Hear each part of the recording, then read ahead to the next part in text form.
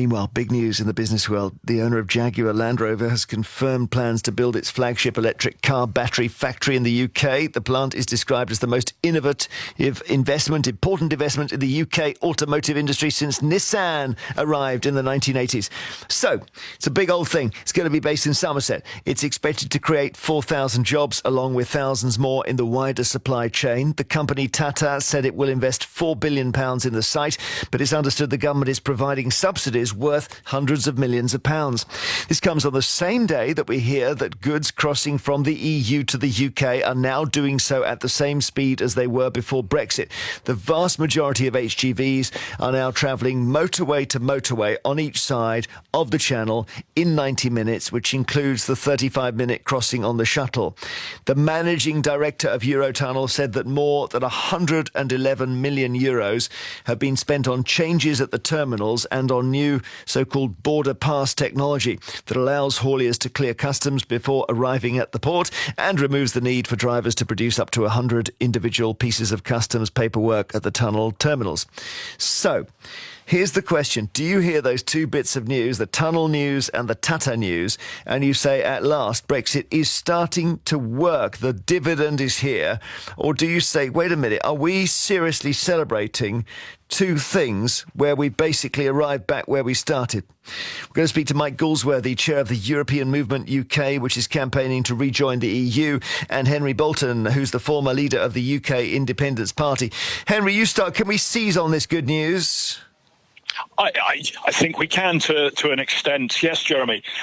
Look, whenever you implement change, whether it be change in a family, you move house or move job, whether you relocate a business, whether you leave the European Union, whatever you do, change implies a certain amount of disruption. You have to change your focus, you have to adjust to various things, and it takes a little bit of time. Now, the big failure, I think, on the Brexit, on the pro-leave camp, was to actually really think through that piece and communicate that implication during the referendum campaign. But it is inevitable. It happens in all walks of life at every scale.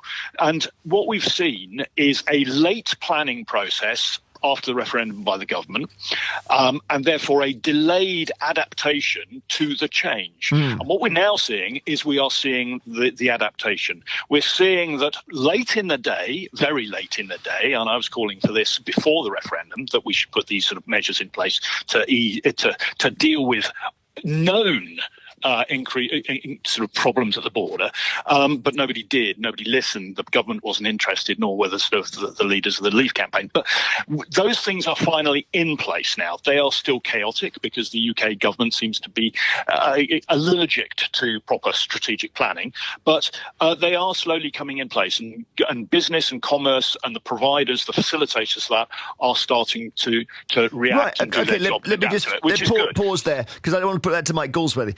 It's just two things, but they are two good things, Mike, yes? Yeah, and I think Henry's assessment was pretty mature there, because he's talking about cost and the disruption and the cost.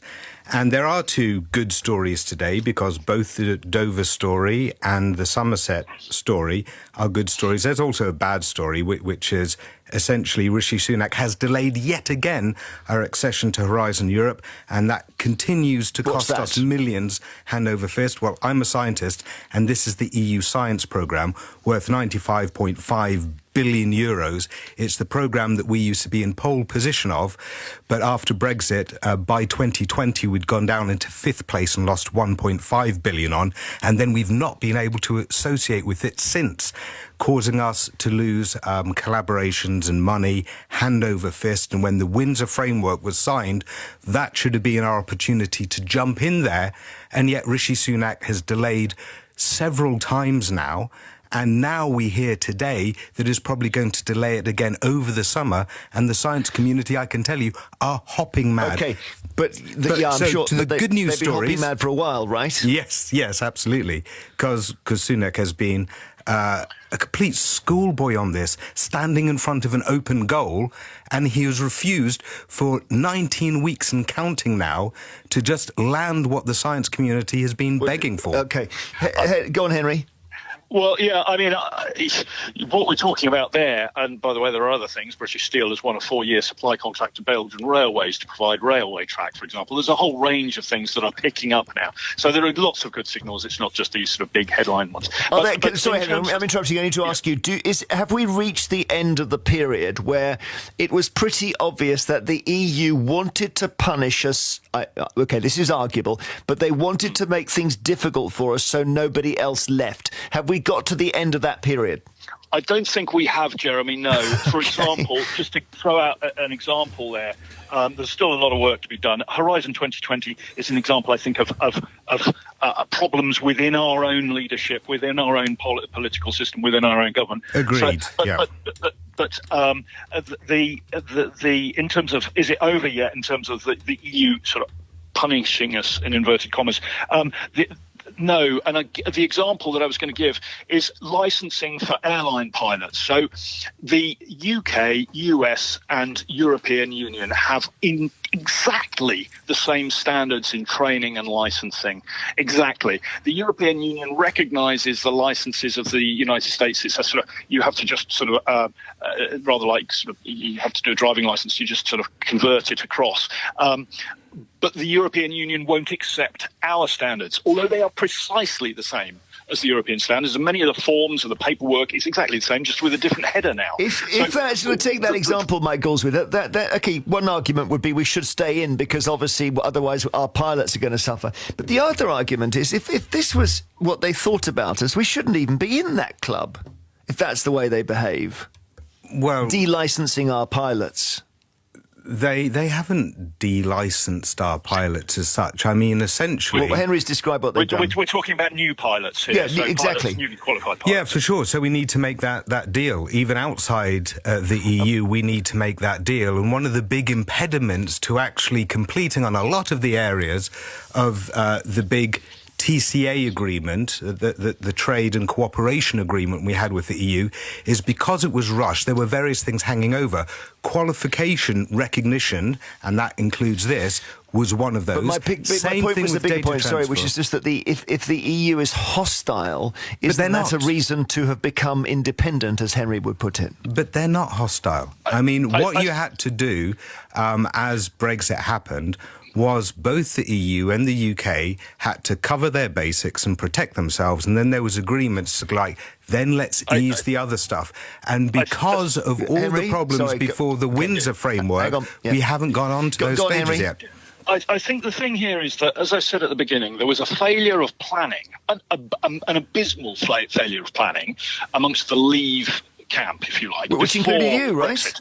When I was behind the scenes, Jeremy. I wasn't then leader of UKIP, but I tell you what, I was having furious rows with leadership, the most senior leadership in the Leave campaigns, saying we have to do this. And there was an answer, well, no, we'll cross that bridge when we come to it. And I was saying, well, then you're going to have this big pregnant pause, which is going to prevent the country from unifying behind, the objective we want, because we've not set it out. But you were relying on the EU being ready and waiting with a plan. They were never going to play ball. I was not waiting for that because I had worked in Brussels for 3 years as chief planner for common security and defence policy, and I was sat there in the room when heads of government were talking about things and so on. I knew what it was going to be like. Everybody else was kind of burying their head in the sand. Yeah. I'm in hard agreement with Henry here because it's the failures within our own government to actually plan how to tackle all of this. And there have been so many delays and so much mismanagement that's where I squarely put the blame. Henry, quickly. But where we're seeing this, we're seeing now, I think, commerce driving the change, business driving the change that actually should have been done by the politicians some years ago. Do you think, Mike, in a word, that we will rejoin within the next 20 years? Yes, I think Henry, so. do you? No, I don't. I think we are rapidly going to see that change benefiting us. We're seeing it, the turn, if you like, now with these contracts, with these headline investments and so on. And I think in time, it's very difficult to say how long, but we are going to see benefits that are going to take us forward. And bear in mind that although we complain about our economic performance here in the UK and all the problems we've got here, we are sitting just about in the average of the EU at the moment. And I think and all the indicators are positive, apart from probably one or two, Thank but you. most of them are. Thank you very much. Henry Bolton, former leader of the UK Independence Party, and Mike Galsworthy, the chair of the European Movement UK, which is campaigning to rejoin the EU. Bit of good news in the papers today. We're wondering if that means that Brexit worked.